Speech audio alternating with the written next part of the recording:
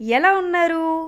ఈ రోజైతే నేను అమెరికాలో స్కూల్ బస్ గురించి చెప్పబోతున్నాను. ఇక స్కూల్ బస్ వచ్చింది అంటే మాత్రం ట్రాఫిక్ అంతా ఆగిపోవాల్సిందే. స్కూల్ బస్సు స్టాప్ అయ్యి అది వెళ్ళే అంతవరకు కూడా వెనకాతల వచ్చే కార్లైనా ఏ వెహికల్స్ అన్నా కూడా ఆగిపోవాల్సిందే, అలాగే ఉండిపోవాల్సిందే. ఇక్కడ చూడండి, పిల్లలందరి కోసం అయితే పేరెంట్స్ వెయిట్ చేసేస్తున్నారు. సో బస్సు రాగానే వాళ్ళకి లోపల స్వైపింగ్ ఉంటదనమాట. వాళ్ళు అన్‌లోడ్ అయ్యారు అని చెప్పడానికి. సో వాళ్ళు స్వైప్ చేసిన తర్వాత మాత్రమే కిందకి దిగాలి. పిల్లల కన్నా పెద్ద టార్చర్ పెద్దోళ్ళకేనండి. ఎందుకు అంటారా? మార్నింగే లేచి లంచ్ బాక్స్ ప్రిపేర్ చేయాలి. వాళ్ళు వెళ్ళే టైం కల్లా మనం లంచ్ బాక్స్ అయితే రెడీ చేసేయాలి. అంటే మనం ఇంకెంత ఎర్లీగా లేవాలో ఆలోచించండి. మీరు ఒక్కసారి చూసుకుంటే వెనకాతల వెహికల్స్ అన్నీ చూడండి ఎలా స్టాప్ అయిపోయి ఉన్నాయో.